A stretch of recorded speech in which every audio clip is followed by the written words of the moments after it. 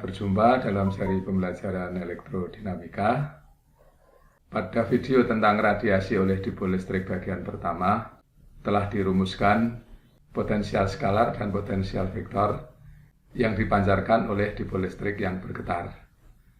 Mengacu pada perumusan tersebut, maka pada bagian kedua ini diuraikan bagaimana peta medan listrik dan medan magnetnya. Untuk itu, perhatikan uraian berikut ini.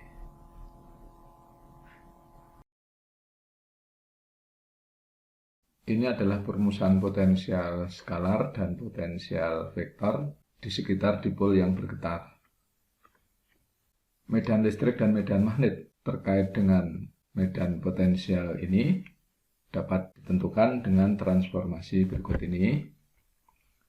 Jika kita perhatikan V dan A, keduanya hanya bergantung pada variabel R dan theta.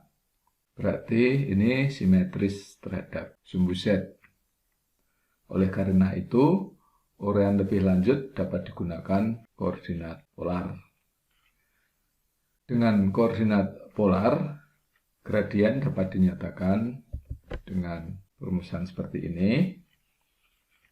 Jika diterapkan pada potensial skalar V ini, hasilnya adalah seperti berikut.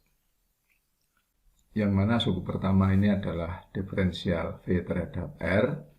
Di sini 1/R ini didiferensialkan sehingga hasilnya adalah minus 1/R kuadrat dikalikan sinus ini dikurangi 1/R ini. Diferensial dari sinus adalah min omega per C kosinus dari ini.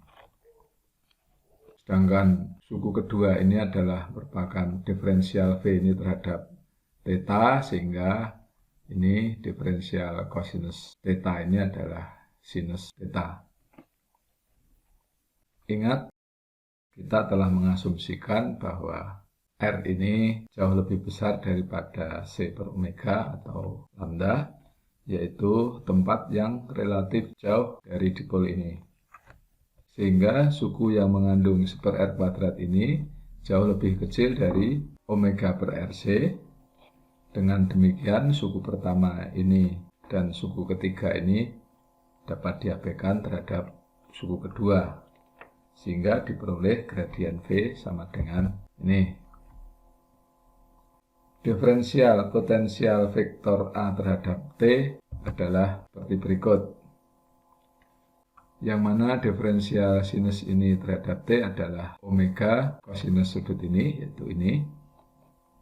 Sedangkan di sini Z satuan ini telah dikonversi pada satuan di dalam koordinat polar.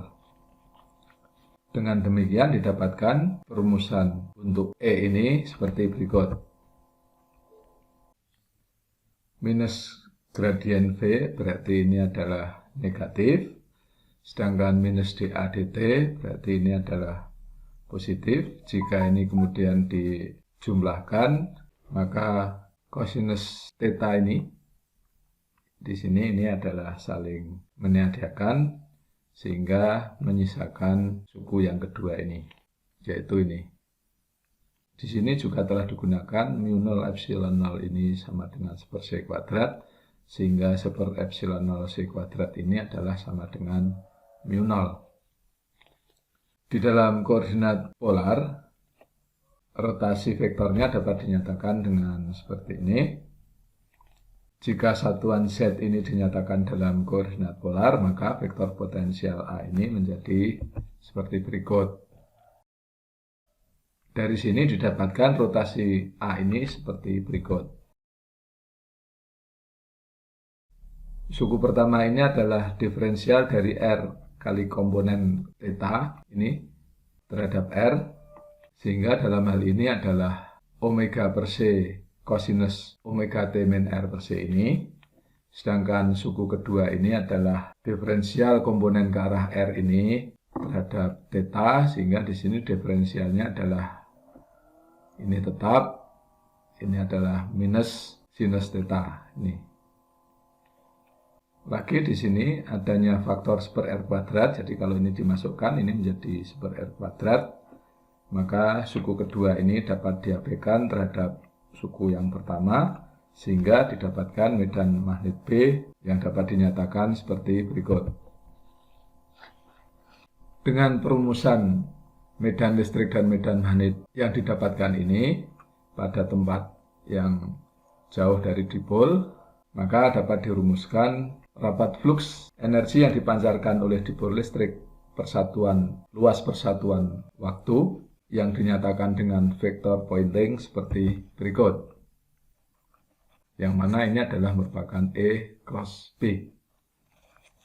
Sedangkan rapat flux energi rata-ratanya dihitung dengan nilai rata-rata terhadap waktu dalam satu periode, yaitu seperti ini. Jadi ini adalah dijumlahkan terhadap waktu dalam satu periode dibagi periodenya, sehingga didapatkan perumusan seperti ini.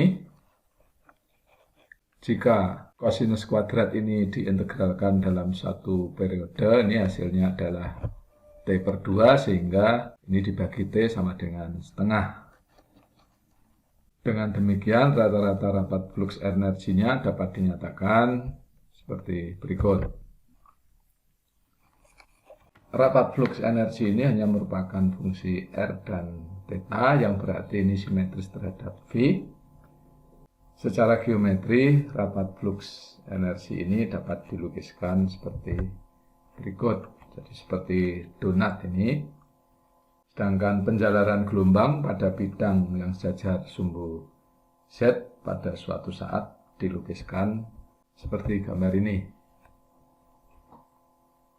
Di sini untuk theta sama dengan 0, yaitu yang berarti di sini sinus theta ini sama dengan 0, artinya di sini tidak ada radiasi yang memancar sepanjang sumbu Z atau pada arah getaran.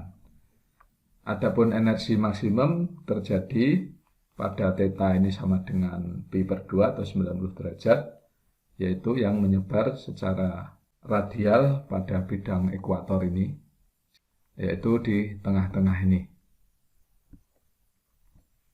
Adapun daya rata-rata, yaitu energi yang dipancarkan ke semua arah persatuan waktu, adalah seperti ini.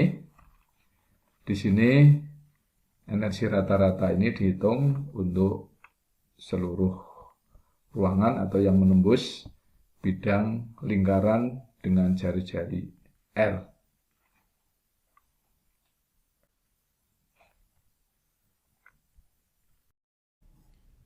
Itulah uraian tentang pancaran medan listrik dan medan magnet yang dihasilkan oleh dipol listrik yang bergetar. Saya Heri Purwanto, selamat belajar, merdeka belajar.